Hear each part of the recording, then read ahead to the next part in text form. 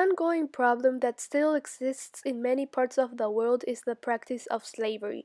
Although different from years ago, modern slavery is still a horrific act happening right now. In Jamaica, the government has been trying to combat modern-day slavery. Unfortunately, it hasn't been able to minimize it or even come close to stop it. In fact, Jamaica has been listed as Tier 2 for many years and has not been able to change the ranking. A tier is the standards of a country rate internationally to stand up against human trafficking in the annual TIP report.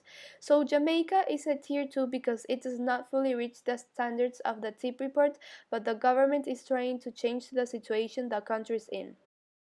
The government has made multiple attempts to stop this horrible experience for their people, such as how the government has involved themselves with local and NGO organizations. The NGOs, organizations, and the government has provided medical and psychological help to victims of modern-day slavery. In 2017, the new law of national identification system was passed. This law requires citizens to have a national identification and it allows children without birth certificate to have identification documents. Some recommendations for the government are that they work on persecuting, convicting, and punishing traffickers. Jamaica United Nations joined the Blue Heart campaign. It's the first Caribbean island to join this campaign.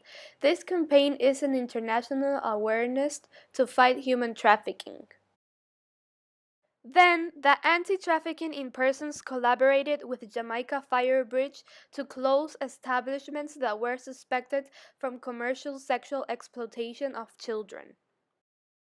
After all of these attempts, Jamaica is still filled with different cases of modern-day slavery. A common form of slavery right now is sex trafficking. Shamir Mackenzie is a Jamaican who suffered from this. Due to her skills in track, she was able to attend a New York university. After a major accident, Shamir lost everything and had to find a new way to keep attending the university. She later met a man with whom she fell in love with. Her distress led her to ask him for any available job and he offered her a position at a nightclub. That same night, the man pulled her out of the club and put her into a house where she eventually was forced to work as a prostitute. She was held captive for 18 months, and during that time she was relocated to 5 different states: New York, New Jersey, Connecticut, Texas, and Florida. Every night she would have to bring a minimum of $1,500, and if she didn't, she would be tortured. So after many attempts to escape, she made a plan where she would stop bringing money and hope that the pimp would let her go, but it didn't happen like that. The man took her into a room and left her alone. From the outside, she heard a gun getting loaded and desperately started running out of the back door. Shamir did not stop running until she found a family who she begged for help. But her story did not end. She was able to finish her studies in Loyola University. She is the CEO of the Sungate Foundation. Also, she travels places around the world telling her story and is involved in anti-trafficking organizations. Another form of modern slavery is child labor. In Jamaica, most of the children are used as sex workers, domestic servants, construction sites, and child beggars. The government is really worried about these child beggars because this is one of the main reasons why child trafficking is increasing. So the government is really trying to find ways so kids stop living in the streets and have an education.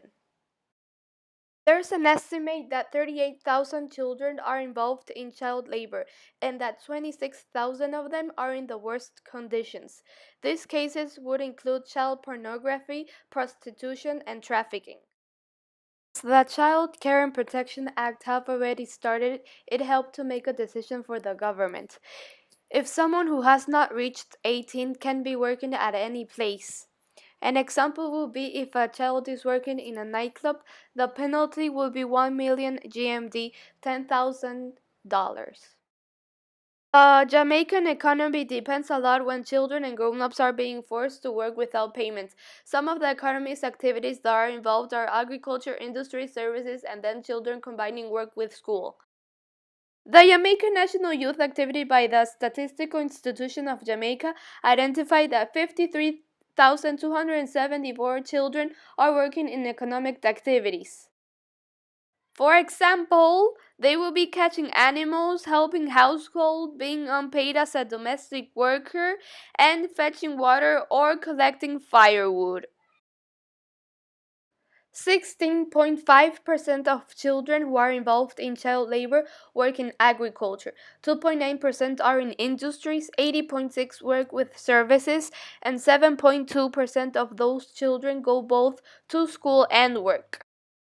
Most of the common places in Jamaica where sex trafficking happens are in nightclubs, bars, resorts, and streets. Basically, it's everywhere and can happen at any moment. The majority of times when someone is trafficked, it's controlled by criminal dons or workers in private businesses. One of the biggest cases most people get trafficked it's because of their organs or for prostitution. It's a threatening situation for all citizens in Jamaica. If you want to help Jamaica and their citizens, you can at any time of the day. You can donate money in websites and fundraisers.